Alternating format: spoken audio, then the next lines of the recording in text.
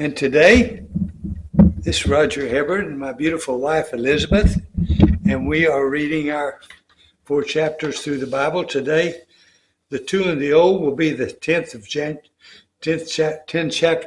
chapter of Genesis, the 23rd chapter of Job, and then the New Testament will be in the 13th chapter of John and the 7th chapter of Hebrews. So, the nations descended from Noah. This is chapter 10 in Genesis.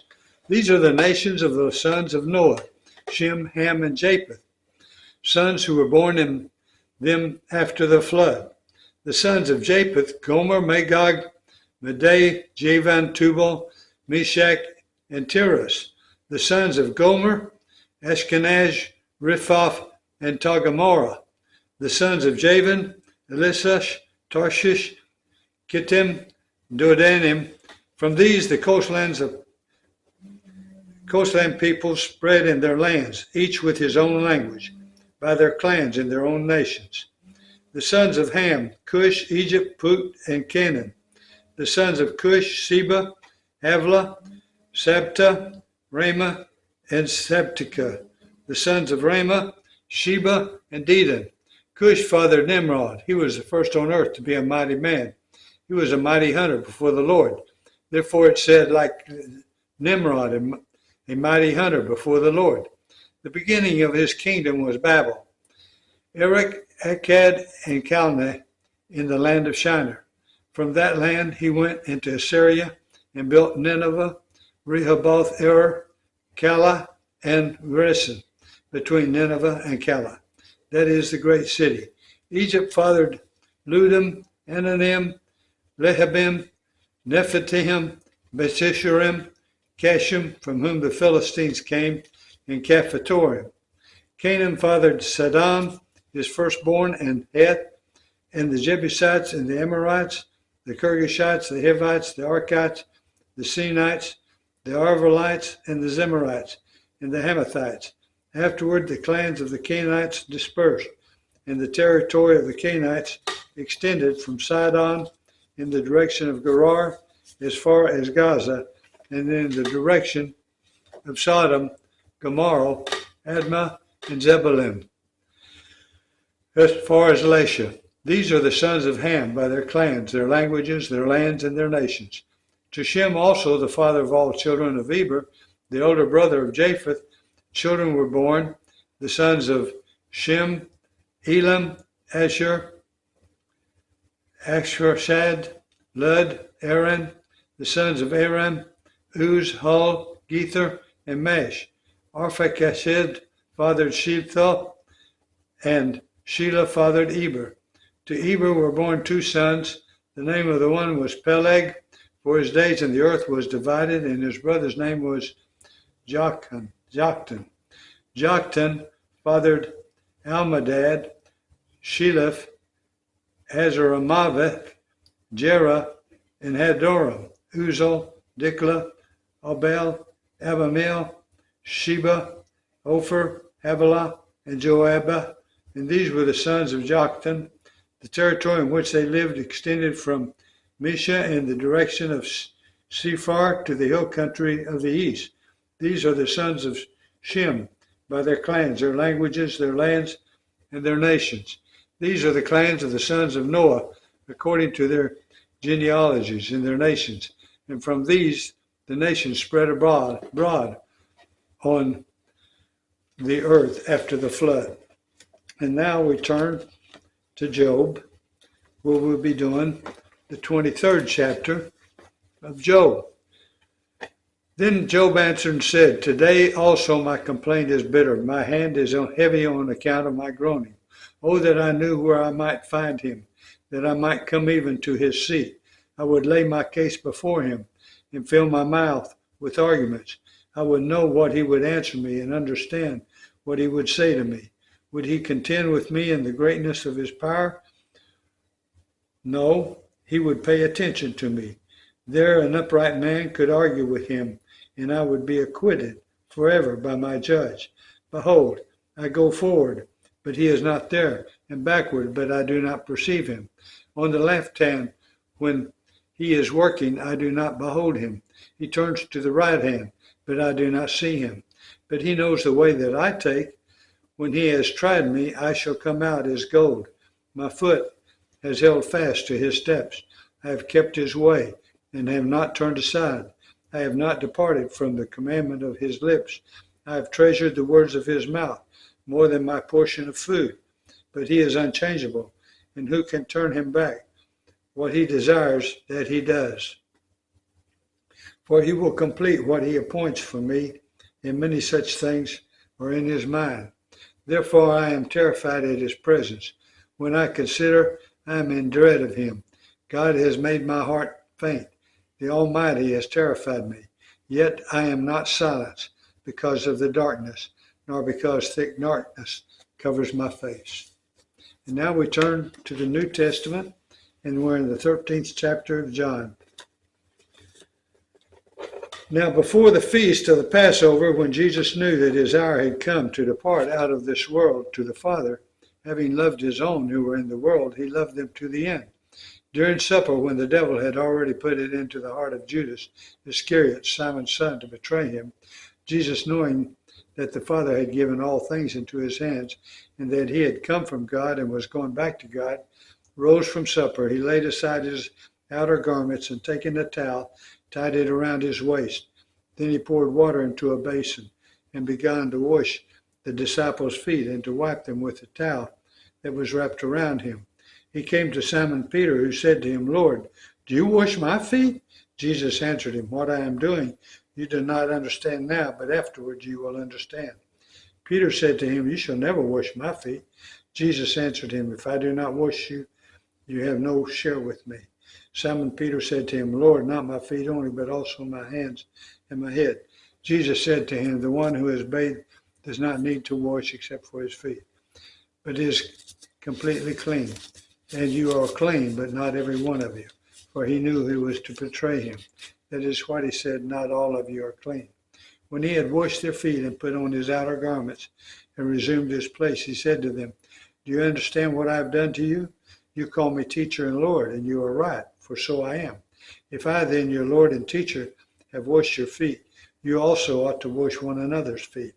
For I have given you an example, that you should also do just as I have done to you. Truly, truly, I say to you, a servant is not greater than his master, nor is a messenger greater than the one who sent him. If you know these things, blessed are you if you do them. I am not speaking of all of you. I know whom I have chosen, but the scripture will be fulfilled. He who ate my bread has lifted his heel against me. I am telling you this now before it takes place, that when it does take place, you may believe that I am he. Truly, truly, I say to you, whoever receives the one I send receives me, and whoever receives me receives the one who sent me. After saying these things, Jesus was troubled in his spirit and testified, truly, truly, I say to you, one of you will betray me. The disciples looked at one another, uncertain of whom he spoke. One of his disciples, whom Jesus loved, was reclining at the table at Jesus' side. So Simon Peter motioned to him to ask Jesus of whom he was speaking. So that disciple, leaning back against Jesus, said to him, Lord, who is it? Jesus answered, it is he to whom I will give this morsel of bread when I have dipped it. So when he had dipped the morsel, he gave it to Judas, the son of Simon Iscariot. Then after he had taken the morsel, Satan entered into him. Jesus said to him, what you are going to do, do quickly. Now no one at the table knew why he had said this to him. Some thought that because Judas had the money bag, Jesus was telling him buy what we need for the feast, or that he should give something to the poor. So after receiving the morsel of bread, he immediately went out, and it was night. When he had gone out, Jesus said, now is the Son of Man glorified, and God is glorified in him. If God is glorified in him, God will also glorify him in himself and glorify him at once. Little children, yet a little while I'm with you. You will seek me just as I said to you, as I said to the Jews. So now I say to you, where I am going, you cannot come. A new commandment I give to you, that you love one another just as I have loved you. You are also to love one another. By this all people will know that you are my disciples, if you have love one for another. Simon Peter said to him, Lord, where are you going? Jesus answered him, where I am going you cannot follow me now, but you will follow afterward. Peter said to him, Lord, why can I not follow you now? I will lay down my life for you. Jesus answered, will you lay down your life for me? Truly, truly, I say to you, the rooster will not crow till you have denied me 3 times. And now we turn to Hebrews, and we're in the 7th chapter. For this Melchizedek, king of Salem, priest of the Most High God, met Abraham returning from the slaughter of the kings and blessed him, and said, and to him Abraham apportioned 1/10 of part of everything. He is first by translation of his name, King of Righteousness, and then he is also King of Salem, that is, King of Peace. He is without father or mother or genealogy, having neither beginning of days nor end of life, but resembling the Son of God, he continues a priest forever. See how great this man was, to whom Abraham the patriarch gave 1/10 of the spoils, and these descendants of Levi, who received the priestly office, have a commandment in the law to take tithes from the people, that is, from their brothers, though these are all descendants from Abraham. But this man who does not have his descent from them received tithes from Abraham and blessed him who had the promises.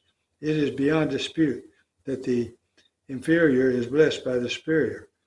In the one case, tithes are received by mortal men, but in another case, by one whom it is testified that he lives. One might even say that Levi himself, who receives tithes, paid tithes through Abraham, for he was still in the loins of his ancestor when Melchizedek met him. Now, if perfection had been attainable through the Levitical priesthood, for under it the people received the law, what further need would there have been for another priest to arise after the order of Melchizedek, rather than one named after the order of Aaron? For when there is a change in the priesthood, there is necessarily a change in the law as well. For the one of whom these things are spoken belonged to another tribe, from whom no one has ever served at the altar. For it is evident that our Lord was descended from Judah, and in connection with that tribe Moses said nothing about priests. This becomes even more evident when another priest arises in the likeness of Melchizedek, who has become a priest not on the basis of legal requirements concerning bodily descent, but by the power of an indescrutable life. For it is written of him, you are a priest forever after the order of Melchizedek.